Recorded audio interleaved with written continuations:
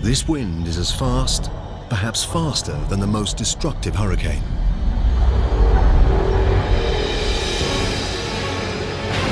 It's a megastorm, whipped up by the planet's rapid rotation. The moon is so close to Earth that its gravity is overwhelming. It creates huge tides that race across the planet's surface.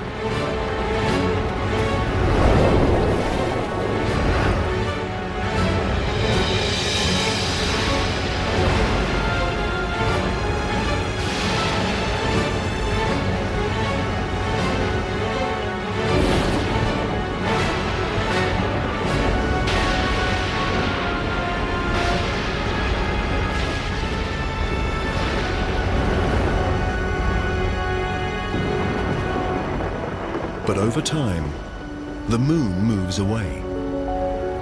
The waves calm, and the planet spins slower.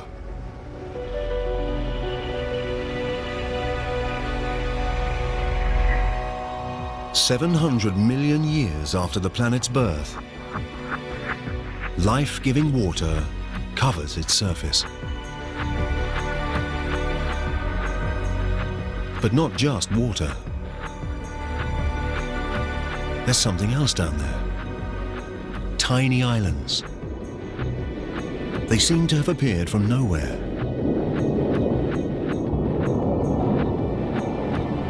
Until molten rock bursts through the Earth's crust and rises up through the ocean. Over time, the lava cools and forms a volcanic island. This is how these islands formed. In the future, they will join together to form the first continents.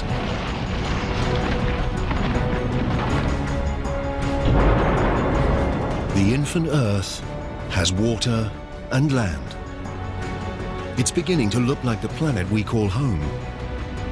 But the atmosphere is toxic, and the temperature is scorching. Nothing could live here.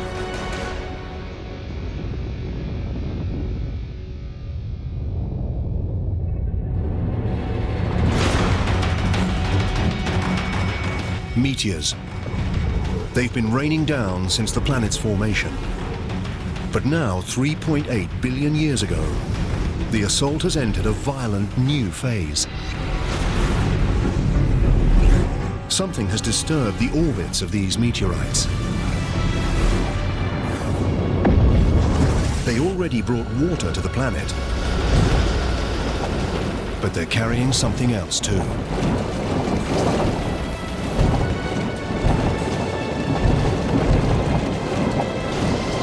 As the meteorites dissolve, they release their minerals and transport carbon and primitive proteins, amino acids, from outer space to the bottom of the ocean.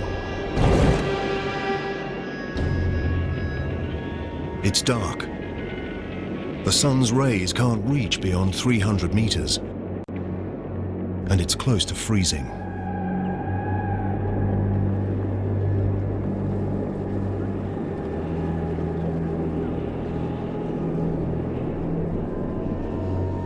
This must be a mirage.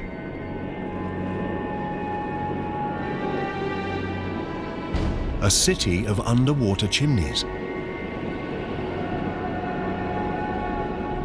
It's not smoke. It's some kind of hot liquid. Seawater has seeped down into the Earth through cracks in the crust, getting hotter, collecting minerals and gases on the way.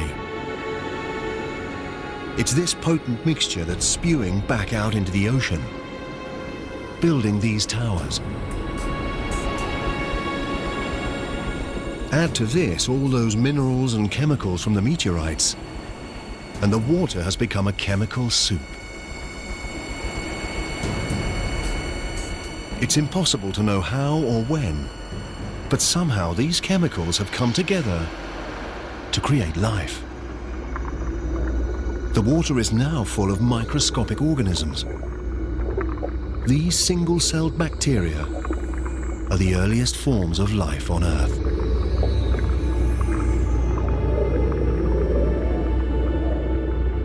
This is a defining moment in the making of the planet. Microscopic life is underway. To find more complex life, we need to travel forwards through time to 3.5 billion years ago and a shallow ocean.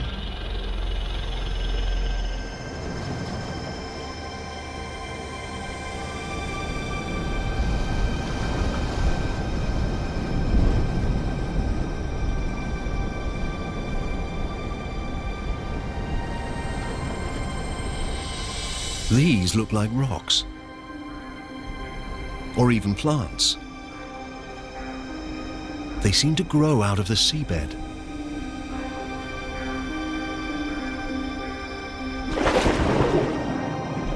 Each is a mountain of living bacteria, a colony called a stromatolite.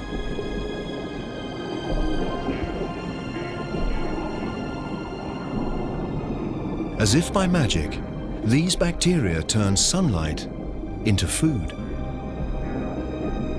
This process, called photosynthesis, uses the power of sunlight to transform carbon dioxide and water into glucose, a simple form of sugar, and similar to the stuff we put in our coffee.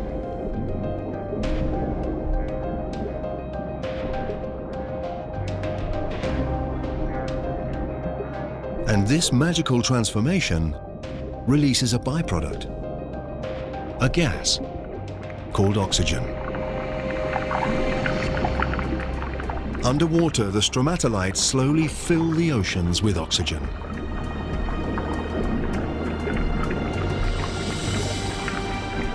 The oxygen turns traces of iron in the water into rust.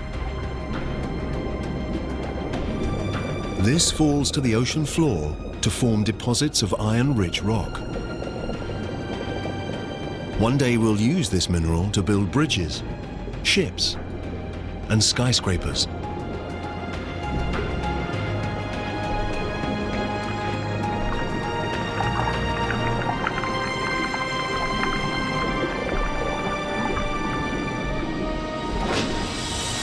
Above the waves, the oxygen transforms the atmosphere. These stromatolites are creating the single most important element for life on Earth. Without them, virtually every living thing wouldn't exist. When we take our next breath, we're doing it thanks to these colonies of ancient bacteria. Over the next 2 billion years, oxygen levels continue to rise. And as the planet's spin slows, the days get longer.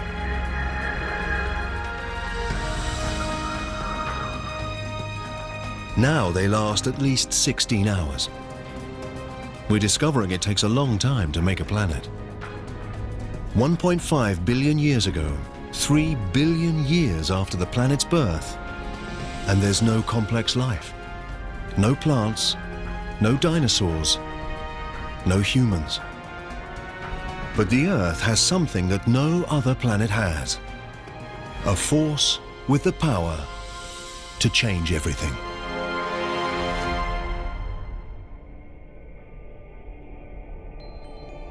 Our planet, a beautiful blue ball, dotted with volcanic islands. 1.5 billion years ago, it's home to primitive life.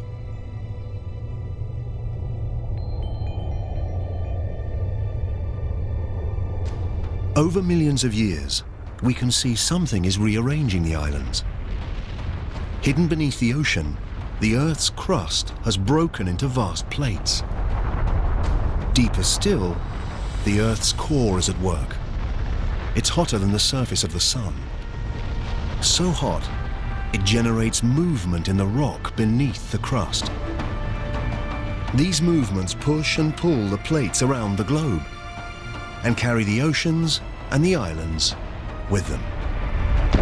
Millions of years race by. Seeing it like this, our planet seems active, changing, alive. Over 400 million years, a vast new supercontinent takes shape, called Rodinia.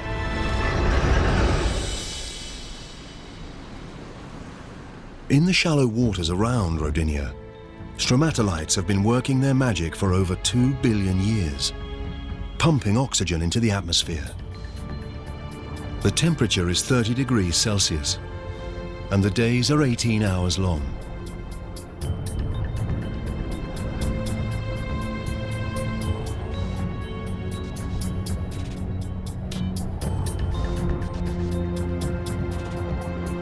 But this looks more like Mars than Earth.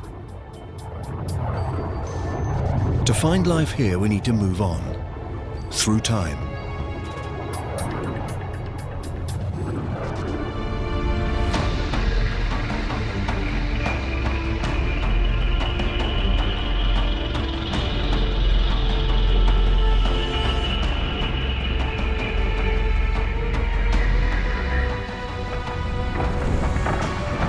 The state of Washington, 750 million years ago. Some force from deep inside the planet itself is ripping the crust to pieces. It's as though the world is tearing apart. And there's only one force powerful enough to do this: heat. It escapes from the Earth's molten core, stretching and weakening the crust. Centimeter by centimeter, year by year, the great supercontinent is splitting in two.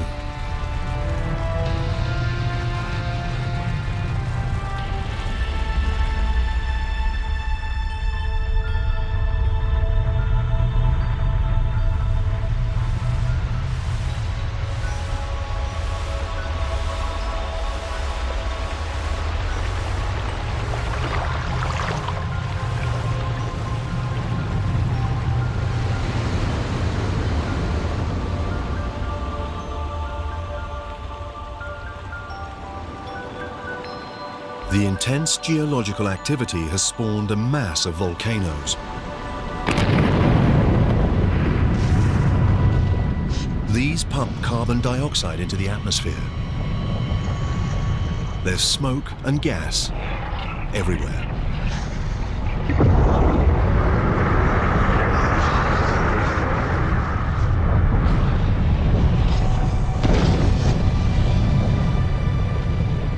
All that carbon dioxide mixes with water to make acid rain.